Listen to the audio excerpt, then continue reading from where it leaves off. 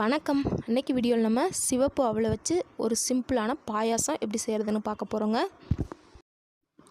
First இந்த பாயாசம் செய்கிறதுக்கு வெள்ளைப்பாகு ready பண்ணிக்கலாங்க. அதுக்கு ஒரு பாத்திரத்தில் 1 கப் அளவுக்கு வெல்லம் சேர்த்துக்கிறேங்க.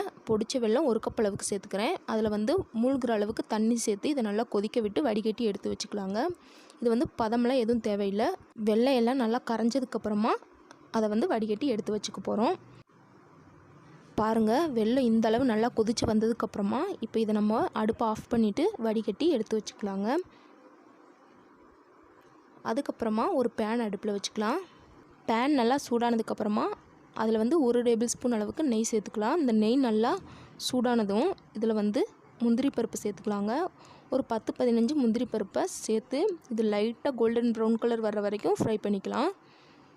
பாருங்கள், இந்த அளவு முந்திரி பருப்பு நல்லா ஃப்ரை ஆனதுக்கப்புறமா நம்ம எடுத்து வச்சுருக்க உலர் திராட்சையும் இதில் சேர்த்துக்கலாங்க. நம்ம சேர்த்த உலர் திராட்சை எல்லாமே நல்லா பலூன் மாதிரி உப்பி வந்ததுக்கப்புறமா இதை நம்ம வேற ஒரு பாத்திரத்தில் மாற்றிக்கலாங்க. நல்லா பாருங்கள், கலர் சேஞ்ச் ஆகி நல்லா ஃப்ரை ஆயிடுச்சு. இப்போ இதை வேற ஒரு பாத்திரத்துக்கு மாற்றிடலாம். இப்போ அதே பேனில் அதே நெய்லேயே 1.5 கப் அளவுக்கு சிவப்பு அவல் சேர்த்துக்கிறேங்க. சிவப்பு அவலுக்கு பதிலாக நீங்கள் வெள்ளை அவல் கூட சேர்த்துக்கலாம். சேர்த்துட்டு இந்த அவல் நல்லா மொறுமொறுப்பாகிற வரைக்கும் இதை நல்லா ஃப்ரை பண்ணி எடுத்துக்கலாங்க. இதை நல்ல ஒரு வாசனை வர்ற வரைக்கும் வறுத்து எடுத்துக்கலாம். பாருங்கள், நல்லா ஒன்றோட ஒன்று ஒட்டாமல் உதிரி உதிரியாக ஆயிடுச்சு. இந்த அளவுக்கு அவலை நல்லா ஃப்ரை பண்ணி இதை வேற ஒரு பாத்திரத்தில் மாற்றிக்கலாங்க. அதுக்கப்புறமா ஒரு அடிகனமான அகலமான பாத்திரமாக எடுத்துக்கலாம். இதில் 1/2 லிட்டர் அளவுக்கு காய்ச்சாத பச்சை பால் சேர்த்துக்கிறேங்க. இது கூட ஒரு 1/4 லிட்டர் அளவுக்கு தண்ணி சேர்த்துக்கிறேன். உங்களுக்கு தண்ணி சேர்க்க விருப்பம் இல்லாட்டி 3/4 லிட்டர் அளவுக்கு பாலே சேர்த்துக்கலாங்க. சேர்த்துட்டு இந்த பால் நல்லா கொதித்து வரணுங்க. பாருங்கள், பால் நல்லா பொங்கி கொதித்து வந்துருச்சு. இப்போ அடுப்பை ஸ்லோ பண்ணிவிட்டு இப்போ இதில் நம்ம ஃப்ரை பண்ணி எடுத்து வச்சுருக்க அவலை சேர்த்துக்கலாங்க. அவலை சேர்த்துட்டு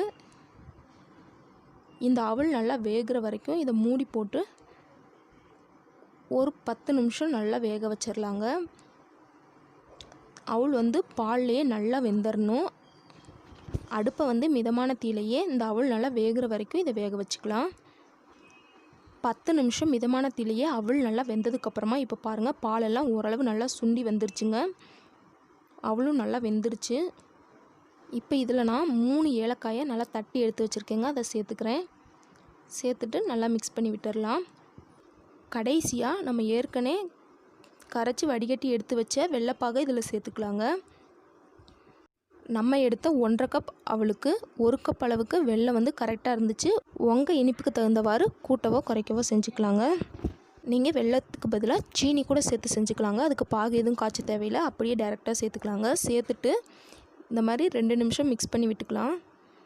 வெல்லம் சேர்த்து ரொம்ப நேரம் கொதிக்க விட்டிங்கன்னா பால் திரஞ்சு போயிடும். அதனால் சேர்த்து ஒரு 2 நிமிஷம் மட்டும் மிதமான தீயில கொதி வந்ததுக்கப்புறமா இப்போ இதில் நம்ம ஃப்ரை பண்ணி எடுத்து வச்சுருக்க முந்திரி உலர் திராட்சையை சேர்த்துக்கலாங்க. சேர்த்துட்டு நல்லா மிக்ஸ் பண்ணி விட்டுட்டு அடுப்பை ஆஃப் பண்ணிக்கலாம். பாயாசம் இந்த அளவு தனியாக இருந்தால் தான் இன்னும் போக போக இன்னும் கொஞ்சம் கெட்டியாகுங்க. அதனால் இந்த அளவு போதும். இப்போ இதை நம்ம அப்படியே சூடாக சர்வ் பண்ணலாங்க. ரொம்ப சிம்பிளாக ரெடி ஆயிடுச்சு. அதே நேரத்தில் ரொம்ப டேஸ்டியாகவும் இருக்கும். கண்டிப்பாக இந்த சிவப்பு அவல் பாயாசத்தை உங்கள் வீட்லையும் ட்ரை பண்ணி பார்த்துட்டு எப்படி வந்துச்சுன்னு கமெண்ட் பண்ணுங்கள்.